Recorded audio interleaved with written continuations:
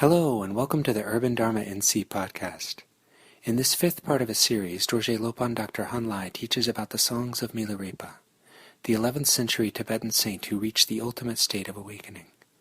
The presentation of these profound songs is integrated with teachings on the Guruyoga of Milarepa sadhana, in order to introduce a more contemplative and experience-based approach to practicing this liturgy. Urban Dharma is a Buddhist temple in the heart of Asheville, North Carolina. We are supported by your generosity and by our online store, TibetanSpirit.com. To learn more about us, come visit our temple in person, or look us up online at udharmanc.com. Thanks for listening.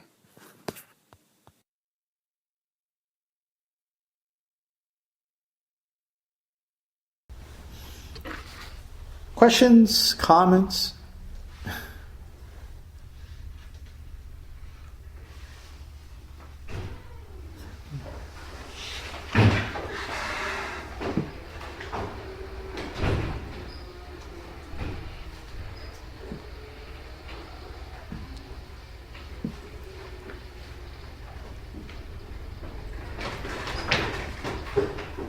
I have a question about something from earlier, not about these necessarily. In the sadhana where it talks about stirring up samsara, Yes. Agitating samsara. Yes. Can you say a little more about that? Like, is it saying like we should try and muck things up a little more? No. But you cannot fear that. Not muck things up, but don't hide them under your bed. Don't sweep the dust balls under your bed. No, really, at one wasn't.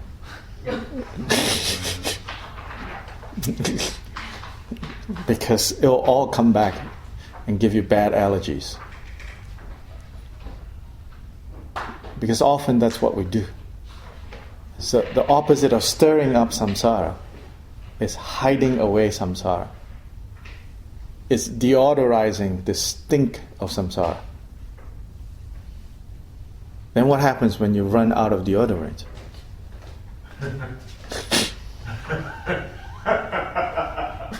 Then suddenly you're like, oh my God, this stinks. Well, it has always stunk. Oh wait, from Warren Wilson. Actually, different population now. 10 years ago, that doesn't stink at all. People are like, so natural. Well, you guys are a little bit more cleaned up now. You should have seen Jess then. No, just kidding.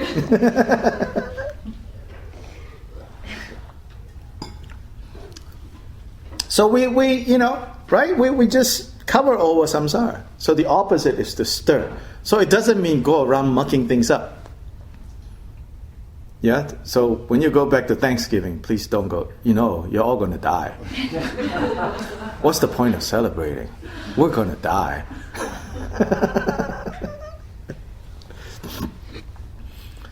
But to not do the opposite, and then think, But it's also kind of normal that we do the opposite because we can't handle the level of pain, right? So also don't be extreme the other way. Don't try to be Milarepa overnight. Then you'll be that fox trying to leap from mountain to the other and then splat. Relatively, there is a ground. Don't jump like that.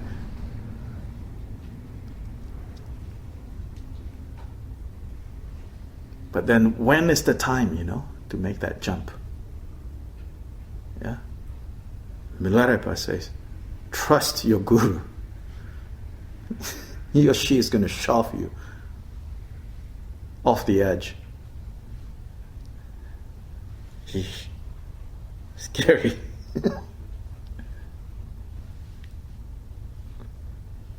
So we have no need to go look for suffering, to create more suffering. We just need to pay attention. So we have not been paying attention. To again relate to recent events, we have not been paying attention. So then this came as a surprise. For many people whose day-to-day reality is, the racism, the sexism, or the prejudices, that they're on the receiving end of that, this comes as no surprise. My friends, outside the US, some of them said, now, America cannot pretend anymore to be this supposed moral authority to police the world.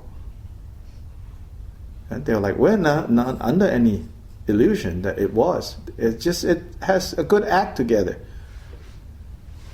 If nothing else, right? The election of the 45th president is holding up a mirror that we've been unwilling to look into. We like paint on the mirror. Ooh, add some pink. Add some butterflies. And then we add so many things on that mirror so that whatever things unpleasant that we hold up, we don't have to see. We just see, oh wow, we're doing so well, clap, clap, clap. Now samsara is stirred up. Wipe away all of that, just a mirror. We cannot accept that. We fall apart.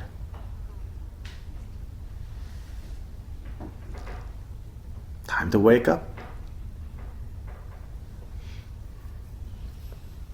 The lipstick's off the pig. The lipstick is off the pig, yes. Nobody's favorite. Isn't she getting a position? Somebody said, I heard. I mean, on some level, you're like, yeah, this is what you've been asking, we've been praying for. Stir up samsara. Then no more hiding. Are we going to wake up or not? I like to put lotuses down. Plant lotuses in the mud. Yes.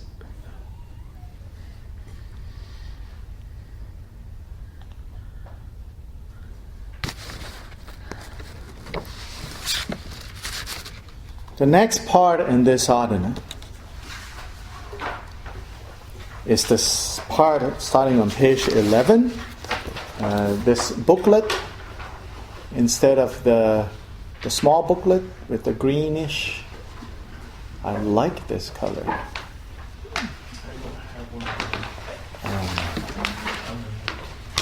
With this greenish cover. Page 11. Again, you don't have to read this. I'm going to read this. Normally we would read this all together and do it as a practice or perform it or chant it in Tibetan. But here this section is called self-blessing. And here it means blessing in the sense of uncovering our nature. We temporarily think, I'm this, I'm that, I'm a human, and then I'm this kind of human and not that kind of human. I have this identity, this history, this legacy, blah blah blah, all of that. We say that all these are confused labels, right? Confused masks that we put on, that we have put on so many of it, so much, so often that we forget our original face. As the Zen tradition would put it, we have lost our original identity face. And what is that original identity? It's Buddha, right? Awake. Now here, this Buddha takes on a particular form.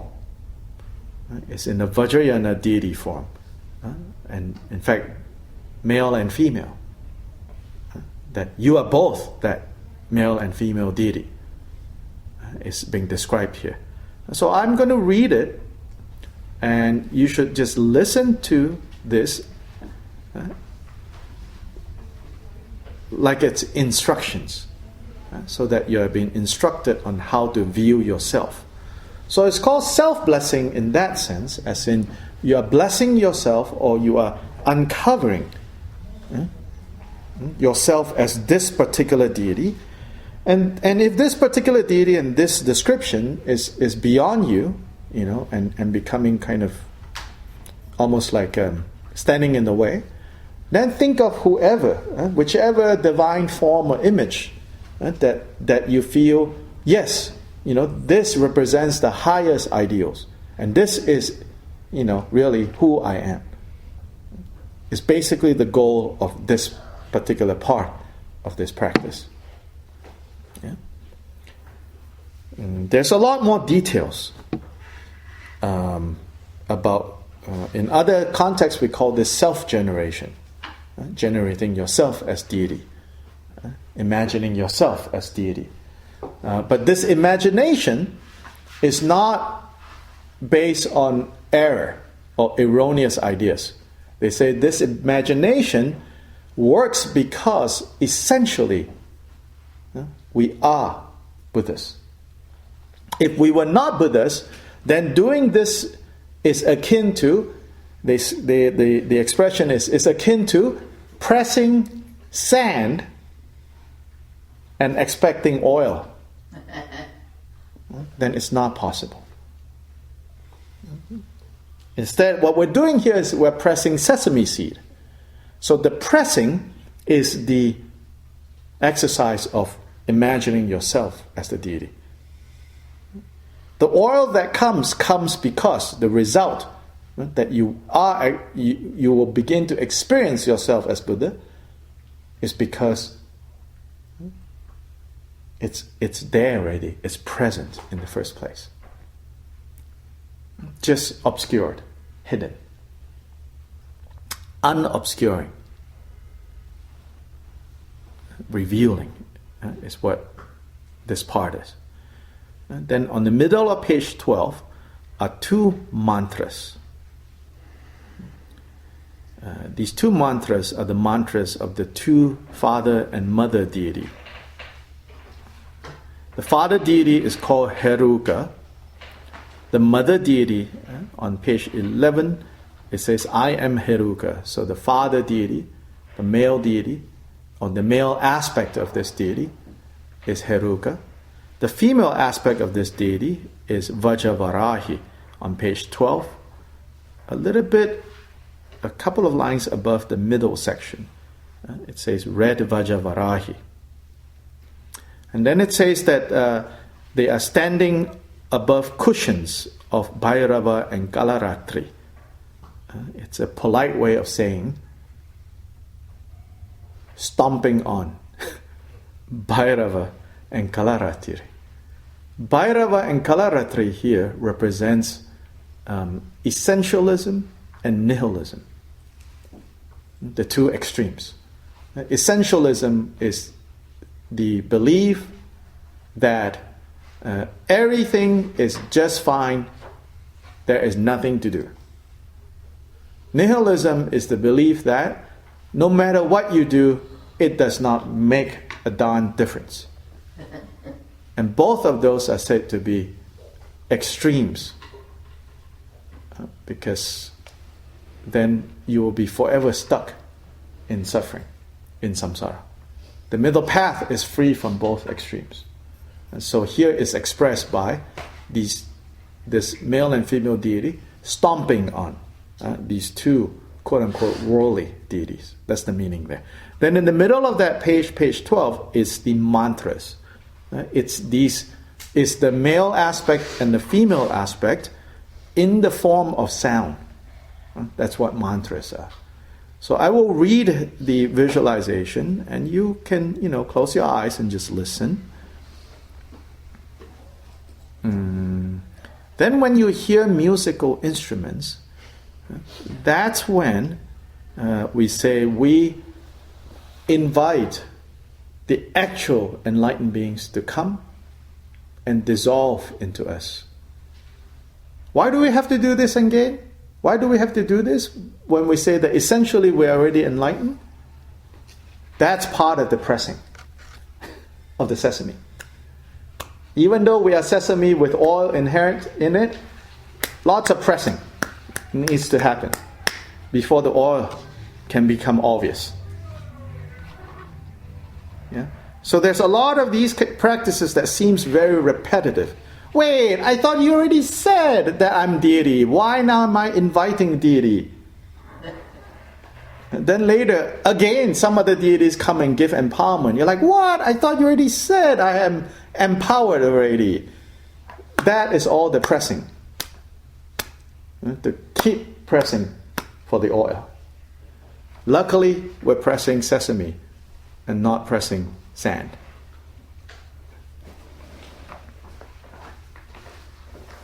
So I will start on 11. You don't need to read it. You just listen. This mantra that I will start with is the mantra that reminds us of emptiness. Emptiness here means not fixed,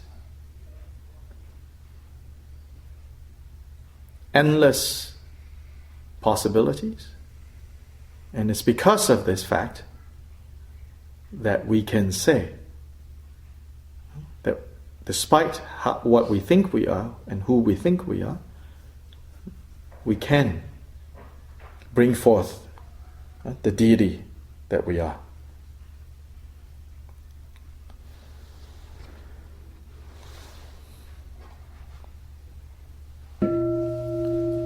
Om Swabhava Shuddha Sarva Dharma Swabhava Shuddhaham.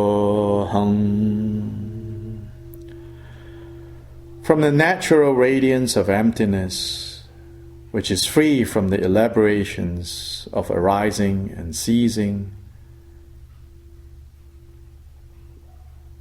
I am Heruka, in the manner of complete recollection in a single instant, with one face and three eyes, in the color of pure space, with a top knot ornamented with a jewel, across vajra and a half moon, ornamented with 5 skulls and wearing a garland of fresh heads, complete with the 6 charnel ground ornaments and a tiger skin skirt, holding the vajra and bell with hands crossed at the heart. Assuming a pose above cushions of Bhairava and Kalaratri, enjoying with passion red Vajavarahi, who is embracing me with hands grasping a hook knife and skull cup adorned with the 5 symbolic ornaments. Appearing vividly, the Samaya and Jnana beings, indivisible.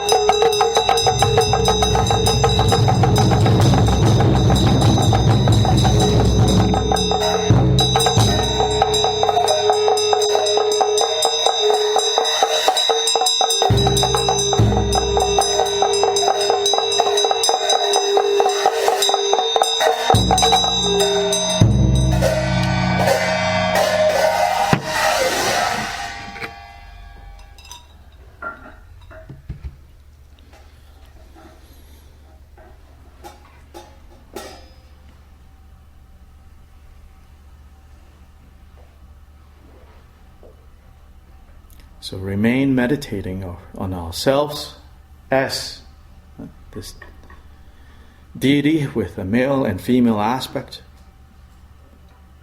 the union of wisdom and compassion, the inseparability of appearance and emptiness, the oneness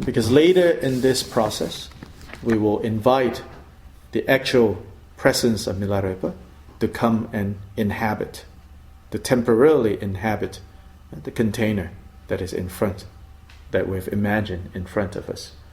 It's similar to saying like these statues are the containers. And then through our devotion, through our praise, we bring about the presence of Milarepa into like these statues, or in this case, what's appearing in front of us. Then again, the more kind of advanced teachings, which many of you are already exposed to, says there is no coming or going. Prayer is only in the mundane sense of prayer. Invocation is only in the mundane sense of invocation. It is only expressed for those of us who still feel that there's a separation between weak, beings like us and powerful awakened beings somewhere else. But essentially, it's not necessary. But we do it. We do it because, why? In case there are those who need this, then that's what they need. So out of that purpose, we engage in seeming prayers, seeming invocation, seeming offerings, when in fact that is not needed in the ultimate sense. As in, the oil is already in the sesame. But then if you don't press it, you can't use the oil to feed others.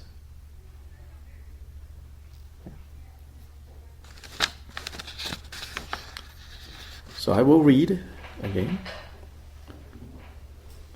And these instructions are very helpful, because even as the visualization words, even as it describes that the lion throne, on top of the throne there are cushions, but it gives you the meaning of what this is all referring to. Of course, today we don't have time to really explain all these technical terms, but suffice for you to think that this is not talking about thrones and lotuses and Milarepa appearing this way or that way. It's talking about these essential qualities of the Guru, of the guide. And of course, the guide and our nature of mind, there's no difference.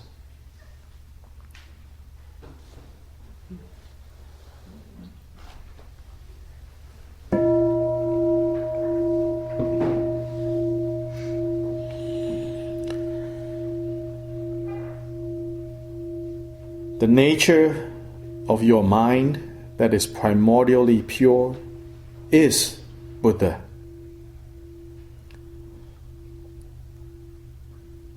On a stacked lion throne of the purity of the 5 pranas is 100-petaled lotus cushion of the purity of the 5 nadis. On top of that, upon a full moon, which is the purity of the 5 essences, is a golden Om, the very embodiment of the conquerors of the 3 times.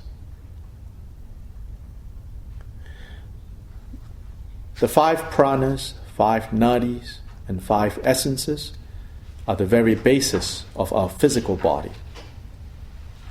So what this means here is that this physical body of ours is in fact primordially established as pure.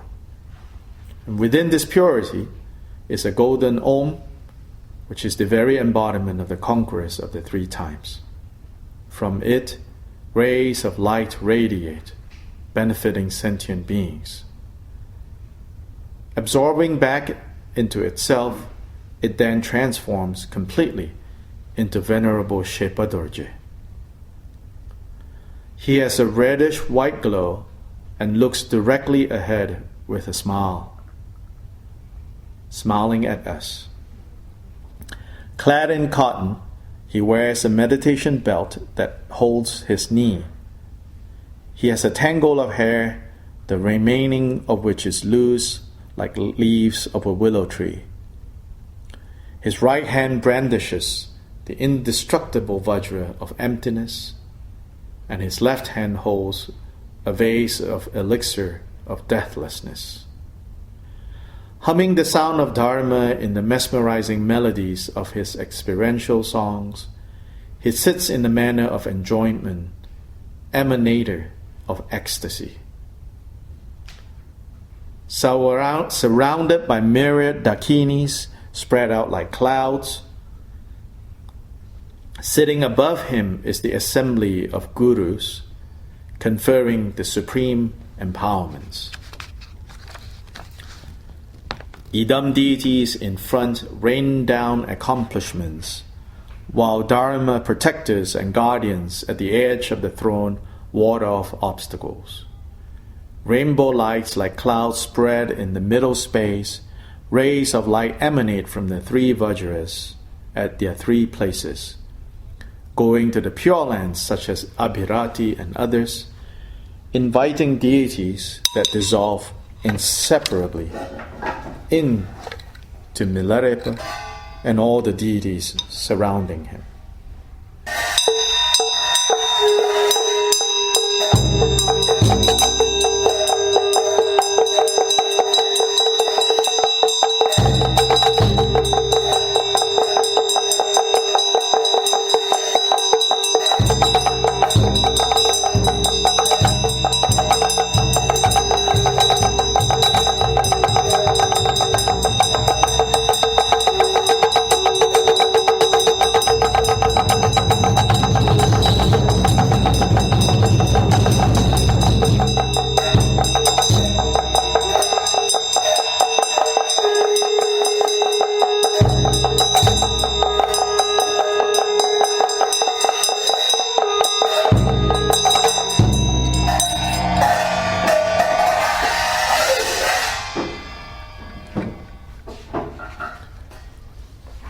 On the bottom of 15, these are prayers of invitation that we do to again repeat this point of inviting Milarepa to come and take place, to come into the support that we imagine in the space in front of us.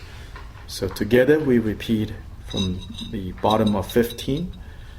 Buddhas and Bodhisattvas from all directions and all times, who regard migratory beings with wisdom and compassion, with your invincible miraculous powers for the benefit of all migratory beings, come forth from the limitless Pure Lands.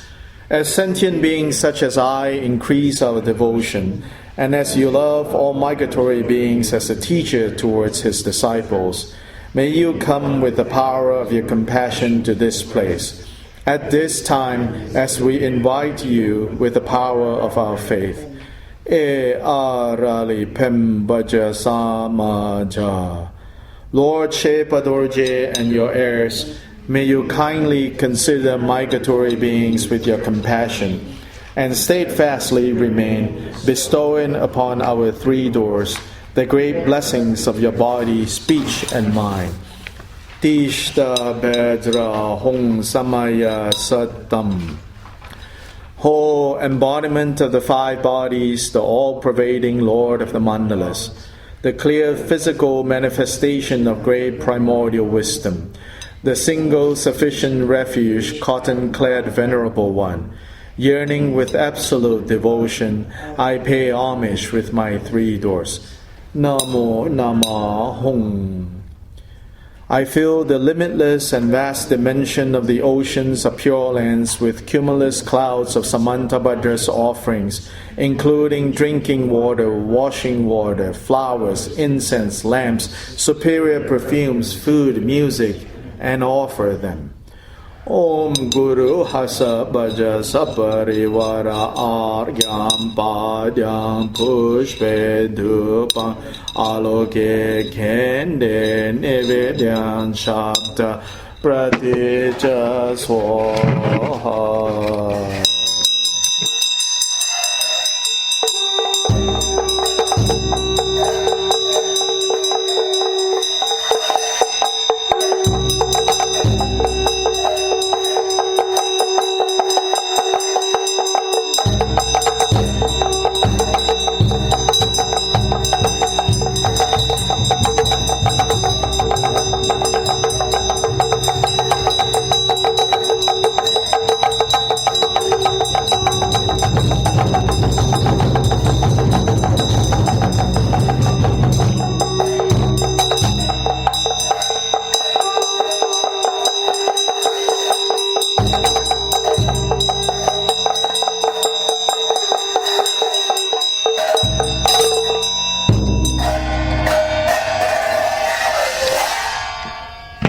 To the glorious Guru, the Lord of the four Kayas, I offer my body, speech, and mind, as well as every outer, inner, and other existing offerings, in the essential identity of the object of offering, the offerer, and the offering itself.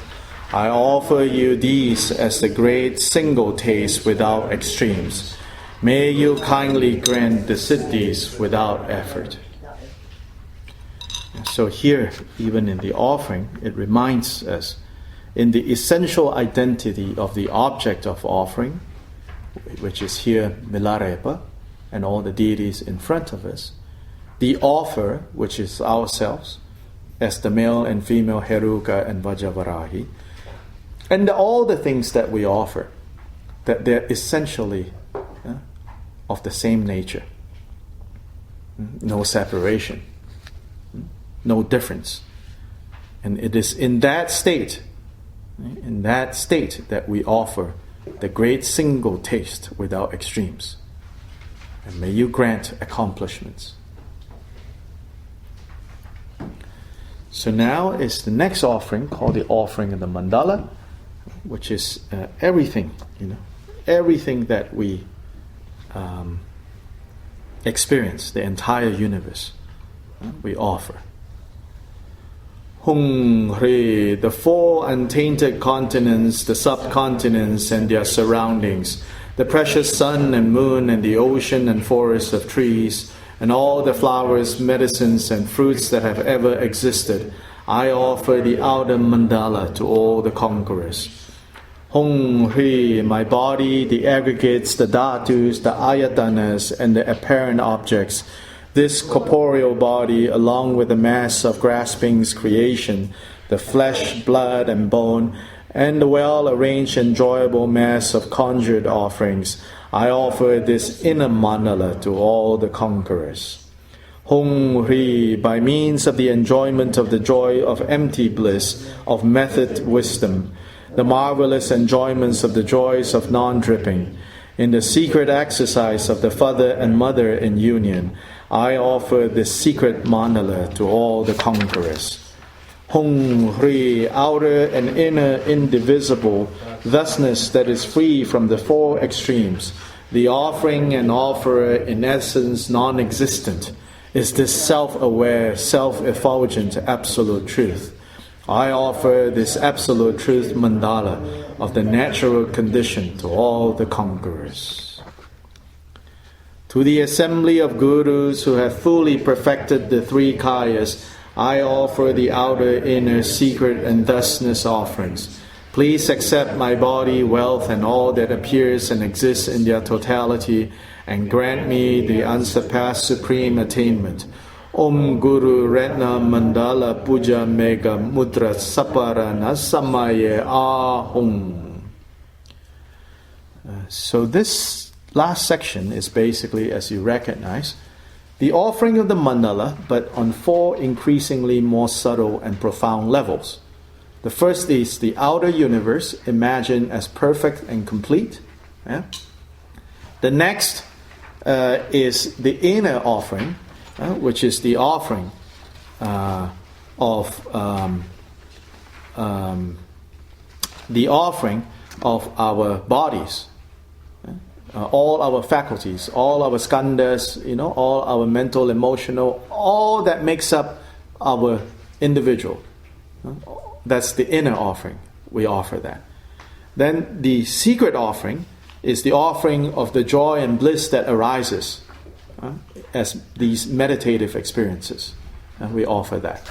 And then the fourth, the absolute offering, is the offering of the absolute realization, on the top of 21. Outer and inner indivisible. That we experience and that which experiences indivisible. Thusness, suchness, the way things are, what is, which is free from the four extremes, which is things exist, things don't exist, things kind of both exist and don't exist, and things, the fourth, which is neither exist or don't exist. All these four possibilities are known as the four extremes. In other contexts, it's like, things arise due to a cause, things arise without a cause, things arise due to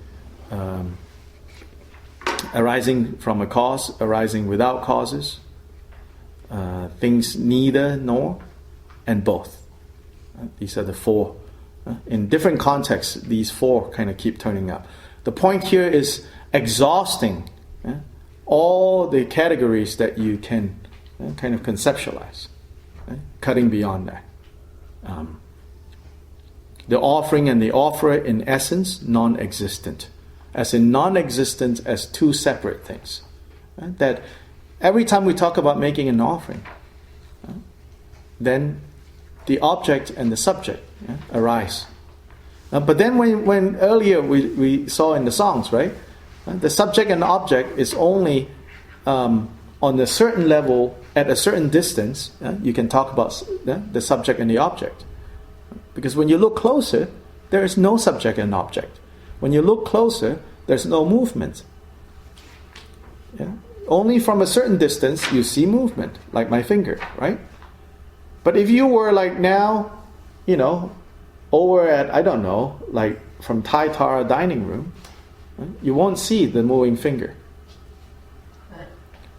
And then it says, but when you zoom closer, then movement even disappears. You know that it's only through time and your mind linking memories of seeing the finger here, seeing the finger here, seeing the finger here, seeing the finger here, then you piece together and you say movement. And when you look deeper, there's also no movement because finger is also a construct. When you look deeper, when you go in, zoom into it, you can't find finger. So here, in this absolute offering, which is, there is nothing to offer. So even though the technique of the sadhana might seem to be playing with duality, me here, deity there, me here, invite deity to come here, deity over there, invite deity to go there. It's playing with this, right? These dualities. But all this play with duality is taking place, or has to take place, in a non-dual understanding. Otherwise then, just on the duality side, that strays into essentialism, or called eternalism. But if we stray into no need to do anything, just cut away all the dualities and remain quiet, that is straying into nihilism. But the indivisible of the two does not cancel each other out. Then each other kind of manifest. When we don't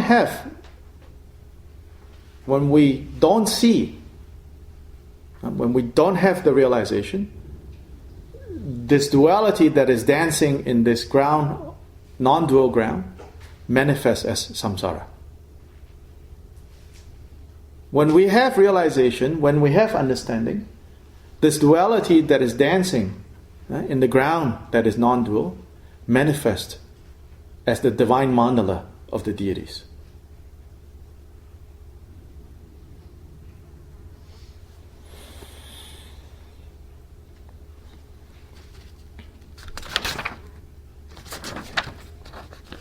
Page 22.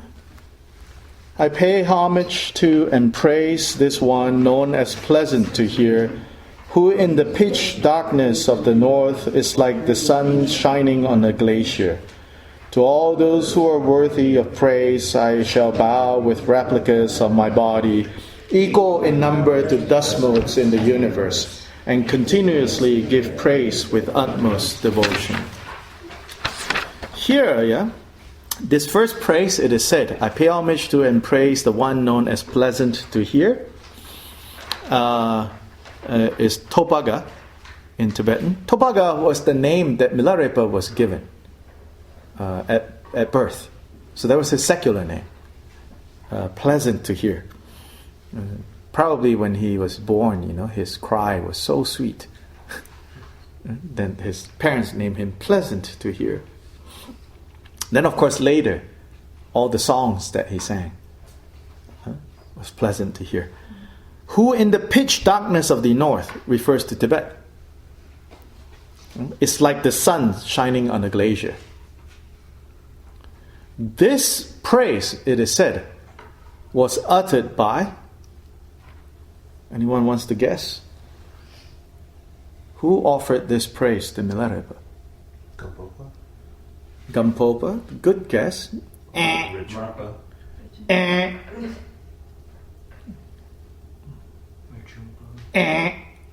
All very good guesses.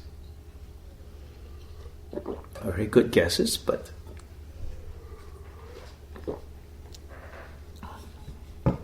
the Grand Master, Naropa.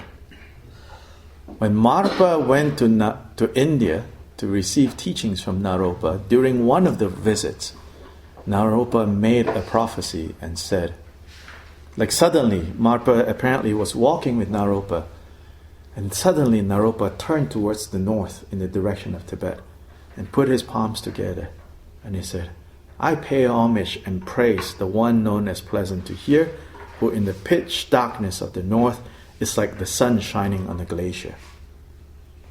And Marpa said, who's that? Like, I came here, and then you're paying homage to this person in the north, like in Tibet? Who is that? Naropa said, you will know. Don't worry, you will know. You will have this disciple that even I admire what he's going to do. I can see that now.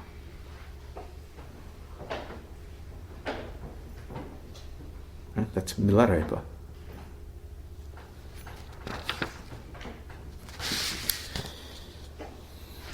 The next part of this is the recitation part, but before we go there, we'll come back to the songs. Actually, a quick break would be good. You might have to let it stay. Don't stop it. Just muting. Yeah.